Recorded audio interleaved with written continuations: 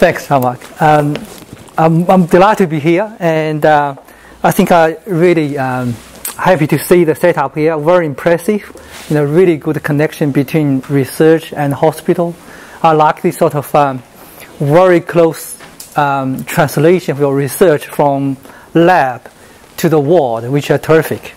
So I think today, this is my disclosures. So today I'll probably tell you the story, how we develop a novel antibiotic from the very beginning. This is a concept. So basically we got this structure-activity relationship model. This one is a Polymix Molecules, and this big molecule behind is a lipopeptide of the LPS from gram-negatives. So we have a long journey, takes about almost like 13 years to develop this new drug, and then go to clinical trial. We finished phase 1 clinical trials very successfully. So I put the first 10 years there, that basically from my PhD in 1999, start PhD, and finished 2002. And then 7 years after, I worked on the clinical pharmacology of polymyxins. So that's what I learned. What are the limitations of polymyxins, the current polymyxins, and what we can do better. So that's basically the talk today. So before I start, I really like to thank this great teamwork. Looks like the point doesn't work properly anyway, laser. So basically this is really a big teamwork over 13 years I mentioned. And some really directly involved and some indirectly involved, because lots of mechanistic information they got from here really helped the design of the molecules. And also I would like to thank QPX Biopharma from US, San Diego. They are a great team to work with to develop the drug to clinical phase. And of course, I really am very grateful to health volunteers for phase 1 clinical trials, and many mice, rats, and monkeys for this, because it's really they died for really good reason for human health. So this in general my research program. I have 3 major research programs. The first one really about system pharmacology, how we can optimize antibiotic use in patients. And second one really about mechanistic research on activity, resistance, nephrotoxicity, pulmonary toxicity, all kind of toxicity stuff. And the third one really about drug discovery. So we can use the information from the clinic, from the lab, to develop novel molecules and then go back. So all this program really target antibiotic resistance. So that's my program. So this is today's outline. So basically a very brief AMR. I think everyone knows AMR. I won't spend too much time. And then talking about what we see the limitation of polymyxins and how we can improve it and discover a new drug. I think that's a really long journey, but a very enjoyable journey. I would like to share with you my experience. So this paper published 20 years ago, probably many of you already see that. If you look at the mortality decrease over the last century, the non-infectious disease is really almost like stacked. And really the mortality decrease due to the success treatment of infectious diseases. But people now can see this big sharp peak. I'm sure in a long time we'll see another big peak here because COVID.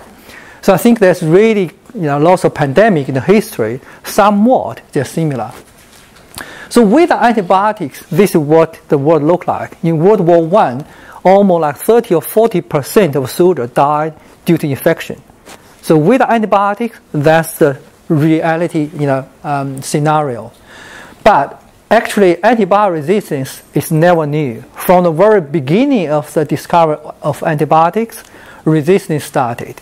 So this really just follow up each other. Sometimes even ahead of the drug before it approved by FDA or EMA. So if without really effective treatment, as we all know from this famous AMR review, by 2050, almost like 10 million people died due to AMR infection. And this is more than cancer patients died. And people really scared of cancer, but cancer is really chronic disease. But antibiotic-resistant infections can kill people probably in a few hours. The reason I think why we said antibiotics so successful, why antibiotic discovery is so problematic, is because they are too successful. I will mention shortly. So people may think about, what 10 million deaths a year means. They equal every 3 seconds that one person died. That's due to AMR. So this is really scary and not really just put on a piece of paper, just scare people away. But this is reality if we don't find a good solution. So this figure I really like a lot. This really tells people why antibiotic discovery is so bad, because the economic model doesn't work. So basically the red part really shows the financial risk of all different types of drugs. If you look at antibiotics, anti-cancer drugs, they're very similar, minus 500 million. That's based on the 2016 figures.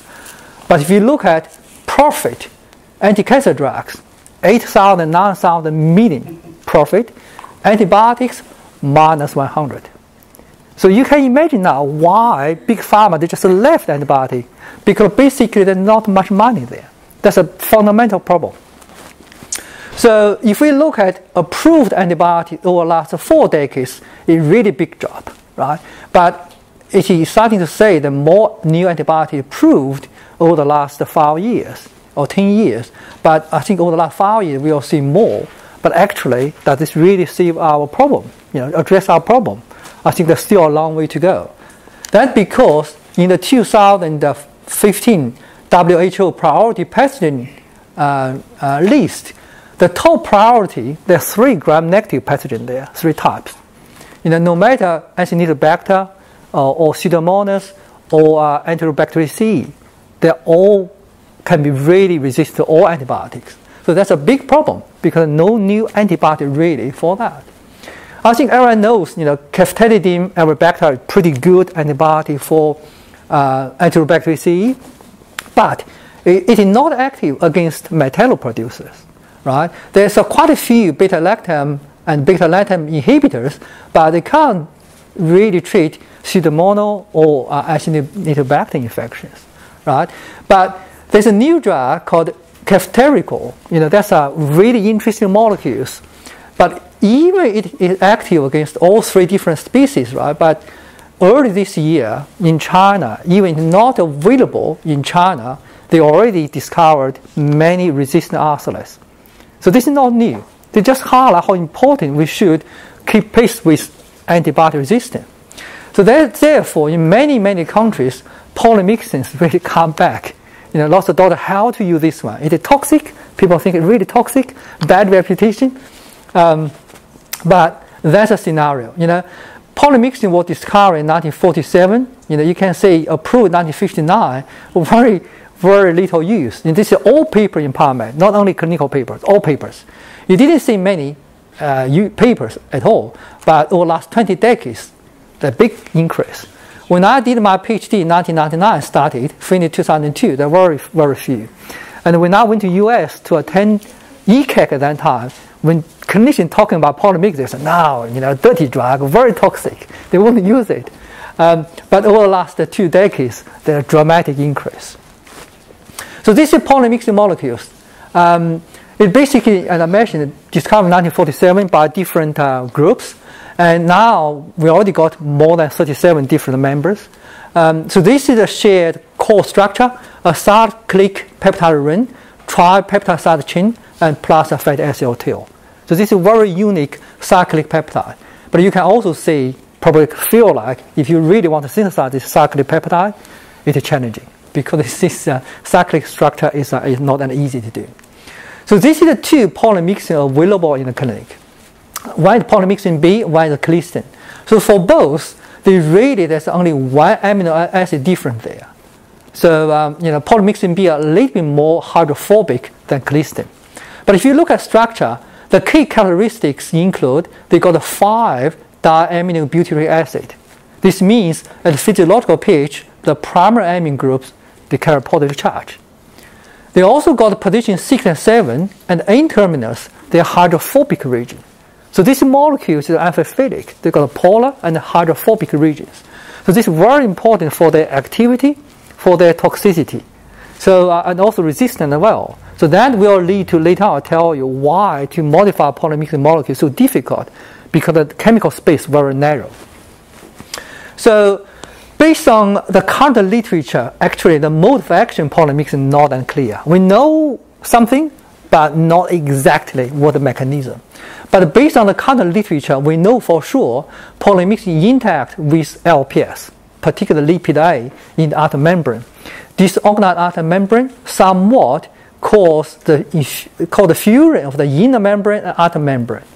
But the loss of data here really just an assumption.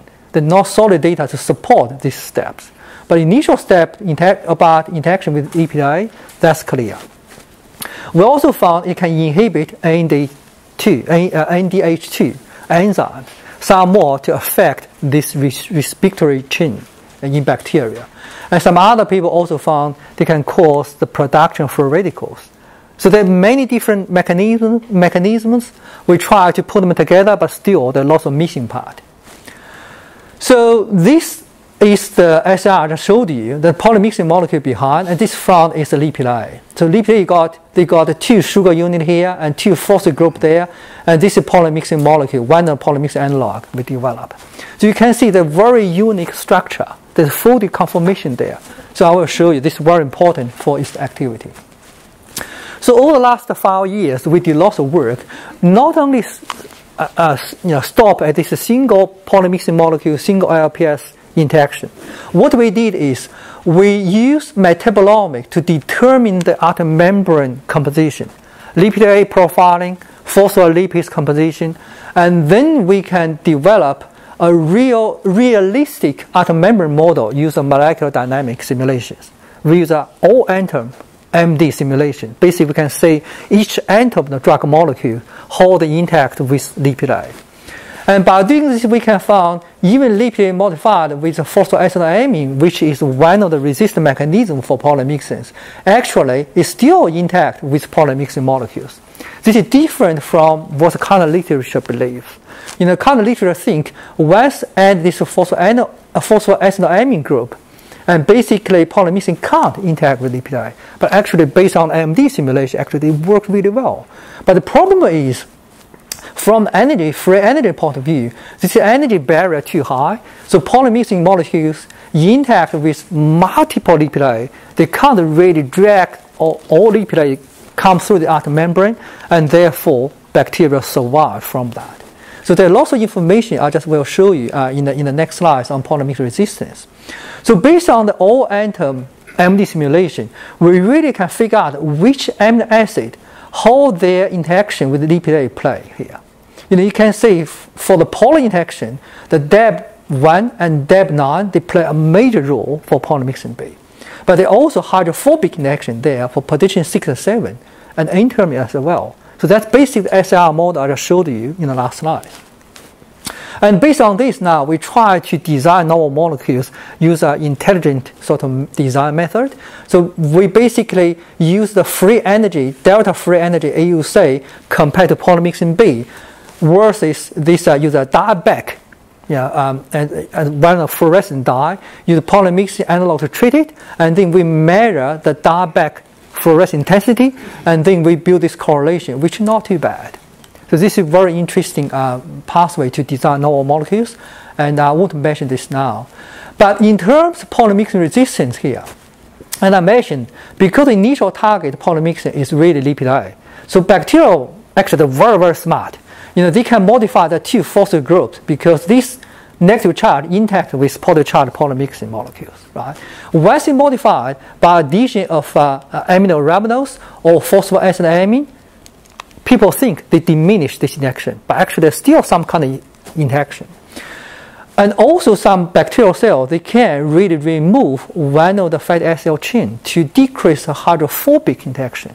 So really from 2 different aspects, right? So this is a very interesting phenomenon. But another point we got over the last 5-10 years, usually for molecular microbiologists, we think resistance due to mutation. But actually, this is not true. They're not always true. For example, we did this work in Pseudomonas, and this isolate polymix resistant isolate, MRC around 64 milligram per liter, and PEG wild type polymix is susceptible. For the susceptible one, there's no mutation. But even after polymixin treatment with 1 hour or 2 hours, this lipid A modification pathway, no matter from the metabolism point of view, or from the transcriptomic point of view, the gene expression, and they rapidly upregulated. So bacterial cells are very smart.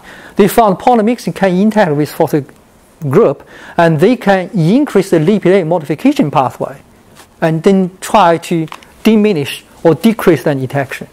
So there's no mutation occurred here. So we need really to understand bacterial cells. They're far smarter than what we believed. And another one is we found even for polymyxin-resistant ulcer, I mentioned here, when they are treated with polymyxins, they also respond to polymyxin treatment. Actually, we thought if they're really already resistant, why they need? But actually, what they did is they increased this PEG-L expression. The PEG-L really responsible for removal of this fatty acid tail. By doing this, it decreased the hydrophobic interaction between polymyxin molecules and lipidi. So you can imagine how smart the bacterial cells are. They have multiple ways to do that. And also we found in Biomedicine, the first lipid synthesis gene, there's a point mutation there in LPSA. And basically by doing this, Biomedicine can lose LPS. You just can't imagine that. Without LPS, how the outer membrane, outer layer look like. 75% really due to by lipid, but they're gone. So that's a very interesting phenomenon. Another phenomenon I won't touch too much today is due to polymyxin dependent. On this disc, the polymyxin disc there, the bacterial cell only grow around the disc. In the areas not around the disc, basically very low polymyxin concentration, it won't grow. So in the clinical labs, I don't think people can really grow them if you don't put polymyxin in the agar place. That's scary, because this kind of pathogen, they can cause infection. So lots of things we didn't say, but didn't mean there's nothing there. So there are lots of really interesting mechanisms we still need to figure out. And this figure really shows the polymyxin nephrotoxicity. For clinicians, once people tell polymyxins, their immediate response is nephrotoxic. It is toxic. It's a dirty drug. Actually, there's good reason for that, because the polymyxin molecule, carry positive charges, and this is CMS. This is an inactive prodrug of colistin. They carry a negative charge. After this filtration in glomeruli, the positive charge molecules, the red ones, they got significant reabsorption in the renal tubular cells. But for negative charge CMS, they got significant secretion. Only that kind of methylsulfonation process changed the molecule a lot. But for the positive charge polymyxin B or colistin, there's a dramatic accumulation there. What we did is we designed novel polymyxin molecules. We put iodine on the position 7, and we put a densyl group on the N-terminus. Because by doing this, we can use a fluorescence microscopy, we can use a synchrotron X-ray fluorescence microscopy, we can also use SEM to do single cell measurement of the drug molecules in the tubular cells. So basically, this is a signal from the iodine. By doing this, we can calculate the intracellular concentration of polymyxins, which is around 100 millimolar. 100 millimolar. The outside concentration about 50 or 10 macromolar. That's 2,000 to 5,000 times higher in the tubular cells compared to the outside tubular cells. So no wonder they can cause nephrotoxicity. And then we did lots of cell culture work. We found they can cause apoptosis. They can cause oxidative stress, etc. There's lots of work need to be done here still. And recently we did a CRISPR screening for polymyxin-treated tubular cells, and we found even the ion channel, the potassium channel, 4.2, 5.1, involved in polymyxin uptake. Once we knock out potassium channel 4.2, 5.1, there's very little polymyxin could accumulate in the tubular cells.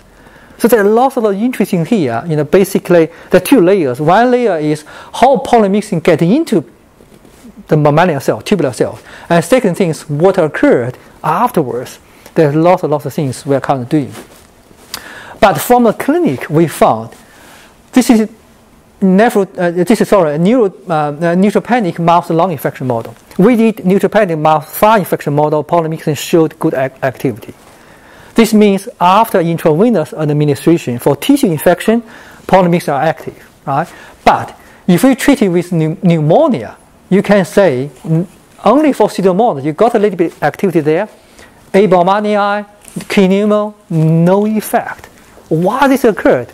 Now we know this is because after intravenous administration, very little polymyxins get into the ELF.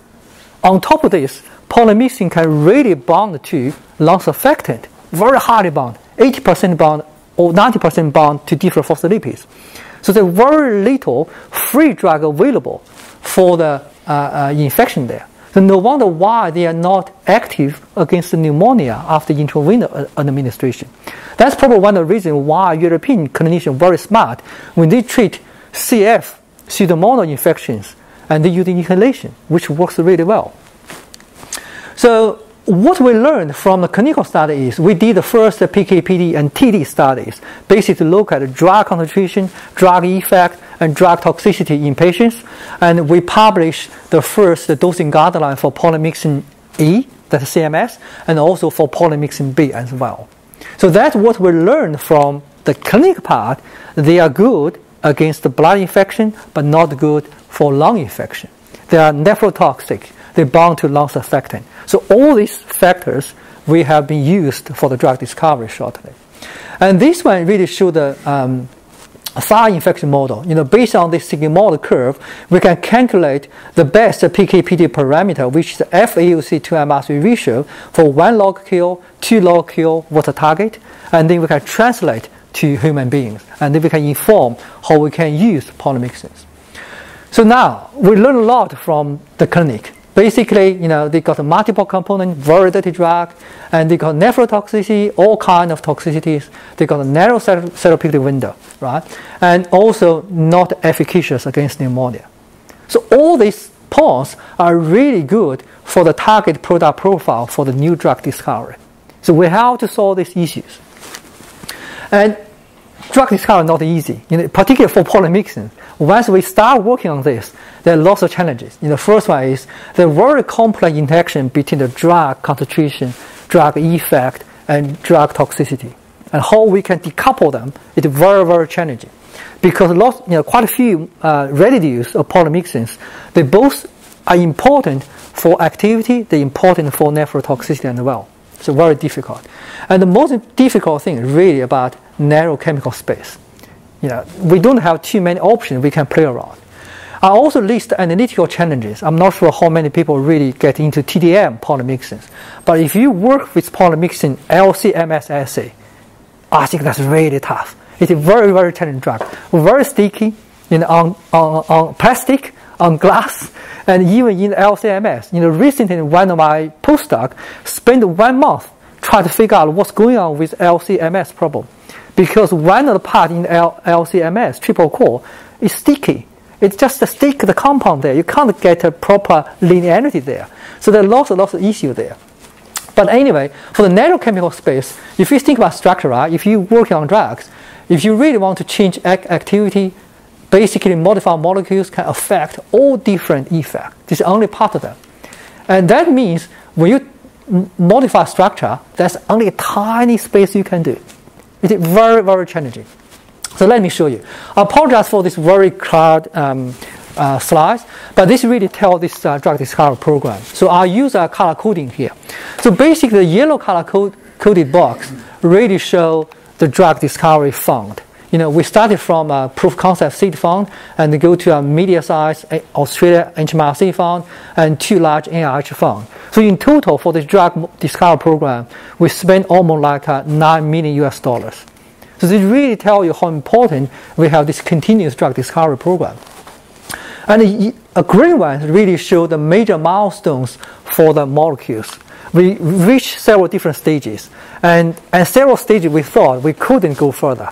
We almost hit the wall. We don't know how to do next. But actually, when we had a good discussion, we found there's a way going forward. So the persistence is really important here.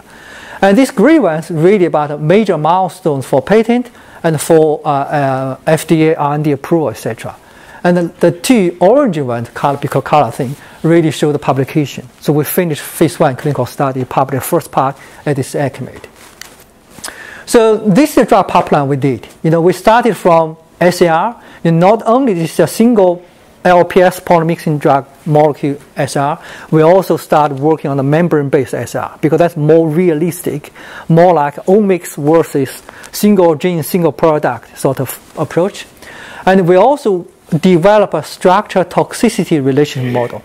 So by doing this, we can see which amino acid residues really play a key role in the toxicity part.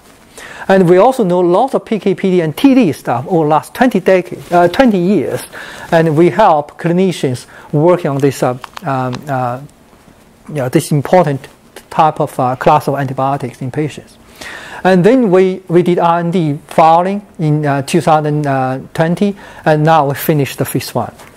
So let me share with you some exciting achievement. The first one is let's look at the current polymixing drug molecule discovery landscape. Pfizer did, QPX did, and even now Mercurix and Spiro, they also have programs. But these programs already failed. And this is polymixing B structure. But if we look at these molecules, the current active ones, right, and Mercurix, these called soft drug, they only modified N-terminus. And Spiro, they modify N-terminus plus position 2. So you can say that this cyclic structure never touched. Why? It is difficult. That's a very common, very typical company sort of drug discovery program. They have very, very strong chemistry team. They just chop them off, try to generate more molecules. But the key thing is, if you don't have really good PK/PD understanding or mechanistic understanding, they can only modify this. And this really tells you the maximum tolerant dose, basically how high dose can be given to a mouse through IV injection. They're not that much better than polymixing B, very similar. So they only got a little bit better for pneumonia. That's probably drug disposition in the ELF a little bit higher. So this is not a big achievement. So what we did is we started this program in 2008, really through a collaboration with Professor Tony Welcome, my good friends. He's a great biochemist. And he went to my office and said, I can develop this SR model for you. That's an initial model. And we got that, and then we start putting this chemistry on board. These two really bloody good chemistry, peptide chemist. And also Roger is a great pharmacologist. And I'm a microbiology and pharmacologist, a great combination. So we started from there, and we really benefit a lot from the clinical research. So that's very important. And over the years, we developed 3 major teams: chemistry from design to synthesis, purification, and microbiology, cell biology for in vitro evaluation, mainly for activity. We did some in vitro toxicity evaluation initially, but very soon we found not reliable, misleading. Because one of the molecules we found is perfect in vitro, but when we put animals, very toxic. So this means pharmacokinetic PK is critical. And also we have a good animal team, including LCMS analysis. So basically in my lab, we can do the drug design to the in vivo evaluation, no matter for efficacy, safety, etc. We do everything in one go. So from, in 2 weeks, we do everything. So that's very efficient. So that's why I really benefit from this. We got a peptide synthesis facility in my lab. We got in vitro evaluations. We got in vivo evaluation. Not only efficacy, we got PK models. We got safety models. We analyze drug concentrations. We can even do PK/PD modeling to predict, in different animals like a monkey or humans.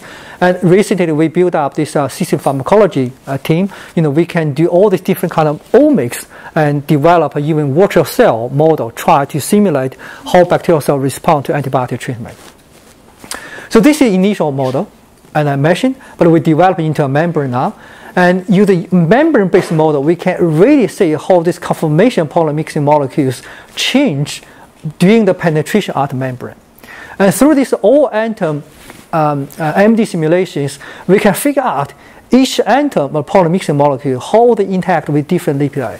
This one only one lipid molecule, but once you put in the membrane, you will see that usually about 3 or 4 different lipidi interact with polymixing molecules. But the interesting thing is, even multiple lipid interact with polymixing molecules, this conformation is very similar. It's very, very interesting. And through this MD model, now we can really precisely to modify each residue. And this is the drug discovery program we did. So we use a very efficient funneling approach. We not only improve activity, more importantly, we decrease different toxicity, decrease the bonding, increase the drug exposure in the pneumonia, in the lung area. So by doing this, we can really widen its therapeutic window. And finally, we reach this drug molecule 365. You can see this interaction with lipid is almost like perfectly. We got really very sweet spot there for N-terminus, and we also modify position 6, 7, and position 3. So really a good combination of different modifications which give you the best results. And at the beginning, when we try to synthesize the molecules, it's very, very challenging. At that time, I didn't have a chemistry team, and I approached different companies around the world. That's in 2008, and only 2 companies got back to me. And this one is in UK, affiliated with the University of Birmingham. It took $5,000 Australian dollars for 20 mg, and also took about 4 weeks for delivery. So you can imagine this is not feasible for drug discovery. Too expensive. $5,000 per 20 milligram, that's a lot. And things changed in 2010. Once I got Kate Roberts, my chemistry team leader, on board, and in that year, 2010, we synthesized polymyxin B now. And you can see this very clear peak and a good purity. I know this is very small yield at that time, but afterwards we modified the procedures, and at least at that time, we can do 2 peptides a week, in 2 weeks. So that's much better than 5,000 for 4 weeks. Right? And also we can design the molecule very easily. And then afterwards, we modify the platform, and now we synthesize almost like 1,400 different peptides. And each one I mentioned, we can synthesize 6 in parallel in 2 weeks, from design to animal model. All the evaluation we have finished. And now we can go to 17 mg. 17 mg is already good enough for animal work. So that's a really, really good chemistry platform. And now we can, one parallel animation, 6 can go at the same time. And by doing this, we can save lots of time and lots of money as well. And I'm not pretending to be a chemist. I'm not a chemist. But this slide only show you, basically, we optimize this procedure for polymyxin B and also for this lead compound. And now, in my lab, we can synthesize almost like 100 grams. That's not a problem. We got a really big prep HPLC column. That costs about $10,000 US dollars. But it's very efficient platform. Once we could synthesize polymixing molecules, we did 2 different things. One thing is we really look at mechanism. By doing this, we can understand how polymixing interact with the molecule, right? And people probably still remember in the old literature there's a called denso-polymixin B that proved. People use the denso-polymixin B to investigate how polymixin interact with LPS, etc.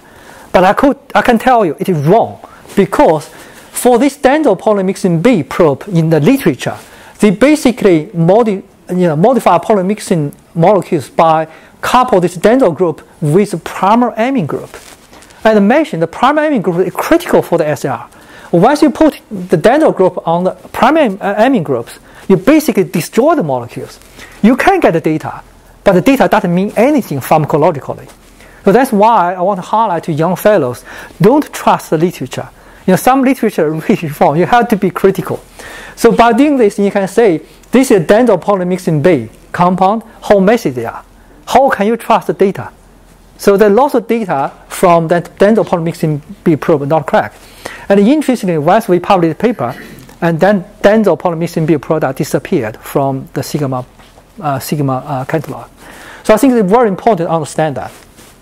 Another one is we develop a novel fluorescent polymixing molecule. We know denso is not good fluorochol, but the problem is we tried all different available fluorochol for polymixins, but because this very bulky group, if we modify this not properly, basically we lose the antibacterial activity. So we have to make sure we keep the antibacterial activity for the molecules, and that's why we put dental group on the N-terminus, but with another side chain. So by doing this, still active against bacteria and also mimic polymyxins. And this we got from this dental group. We can say they are concentrated on cell surface.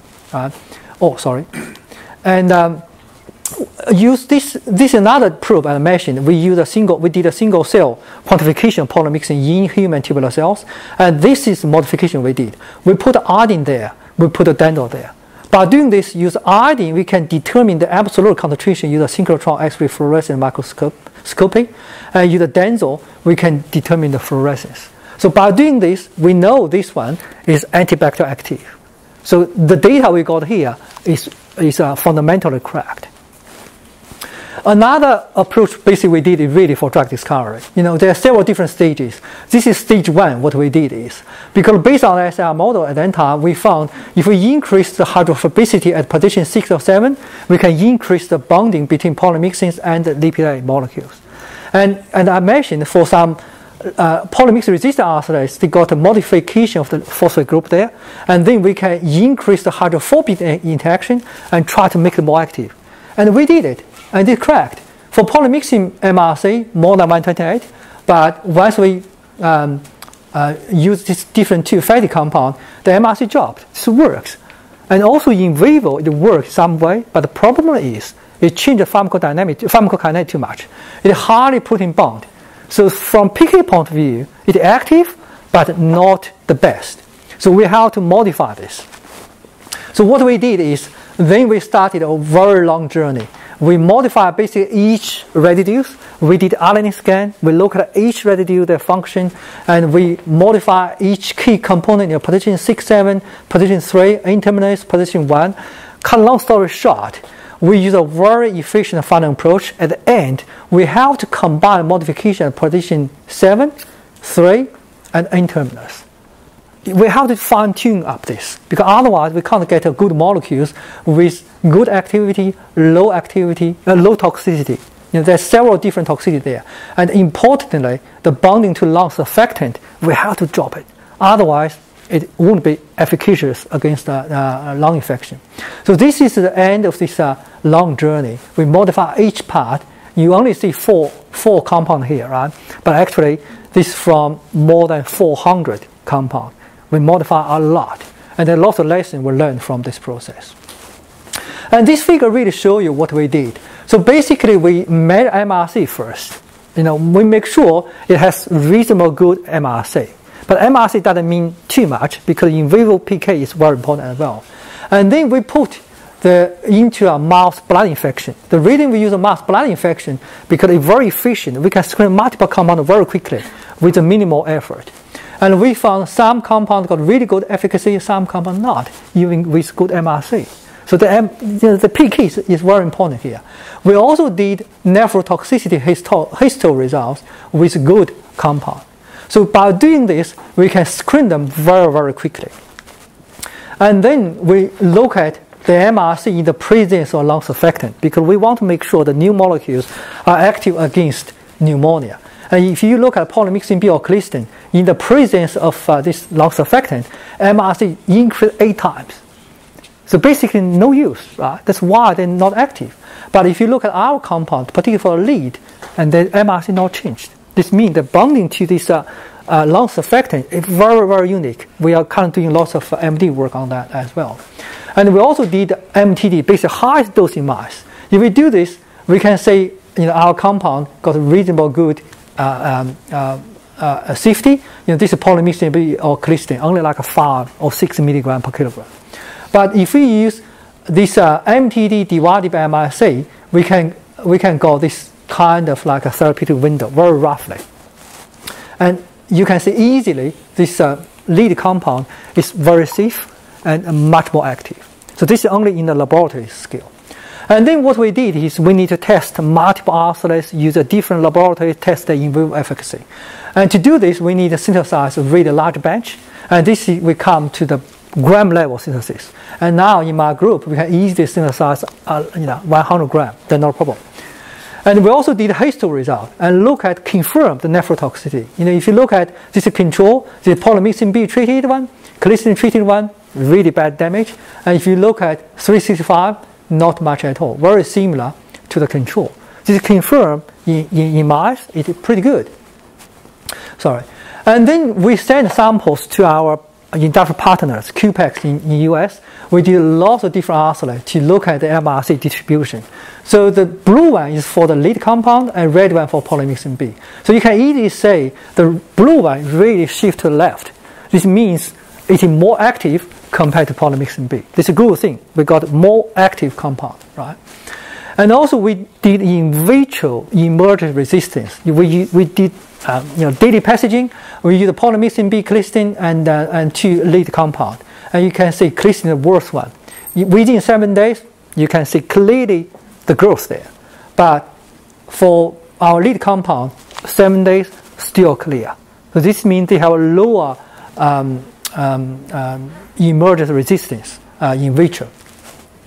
And we also did higher dose in mouse for nephrotoxicity. And you see polymyxin B 60 highest, we can't go higher.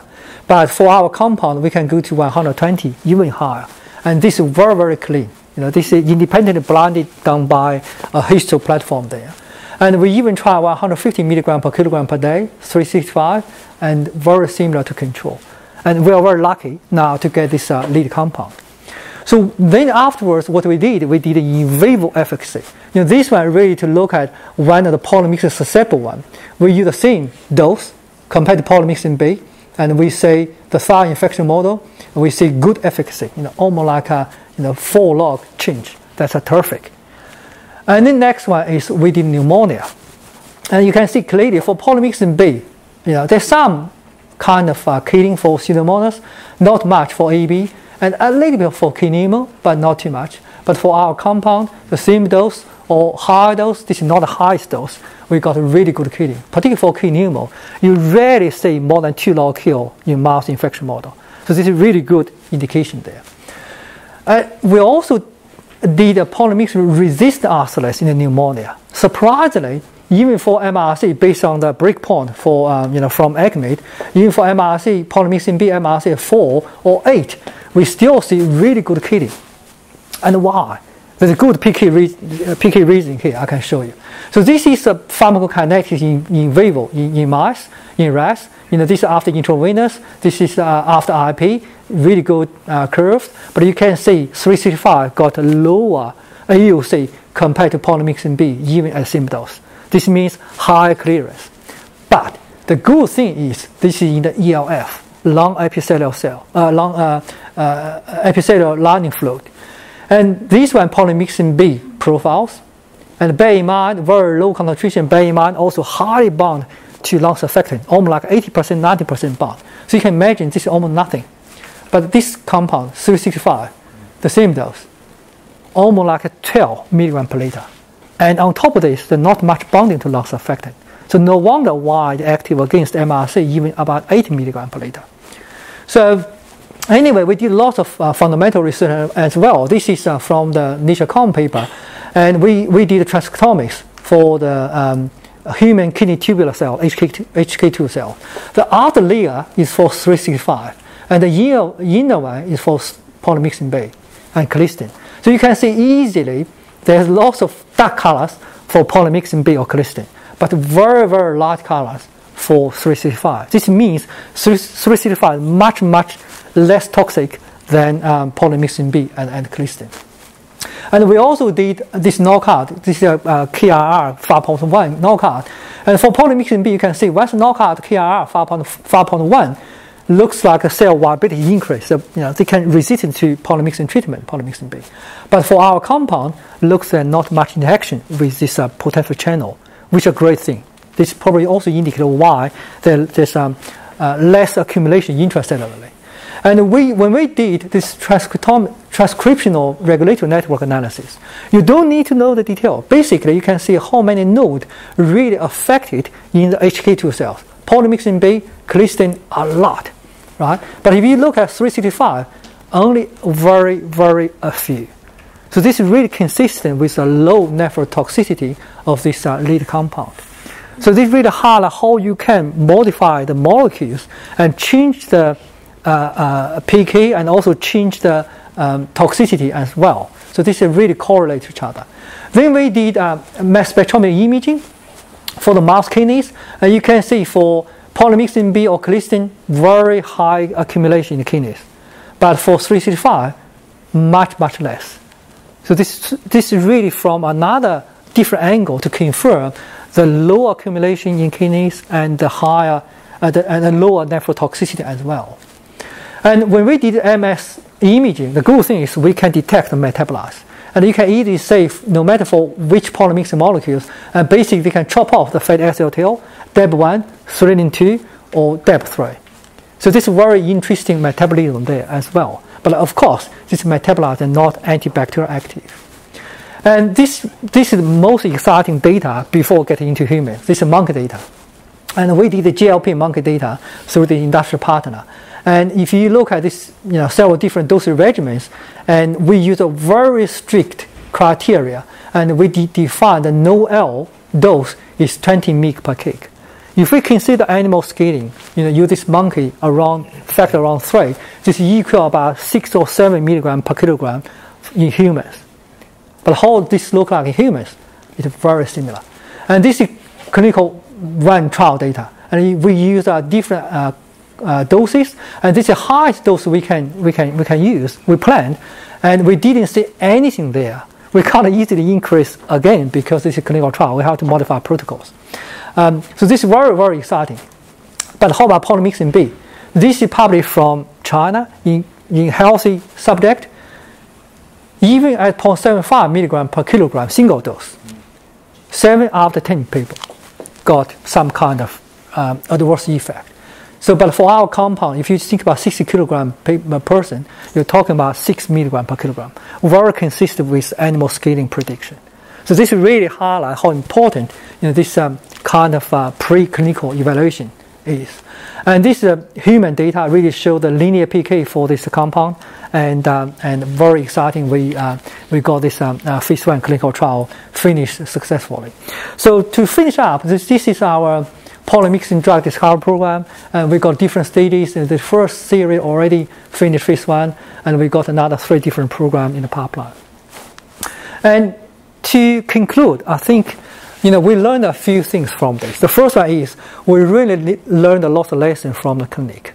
How we can optimize polymyxin B and colistin use in patients. We learned a lot of PK, PD, and TD issues, right? We also learned a lot of information from the mechanistic studies, activity, resistance, different kind of toxicities. Particularly for the chem-bio studies, we really can understand how the structure change lead to the change of their efficacy and toxicity.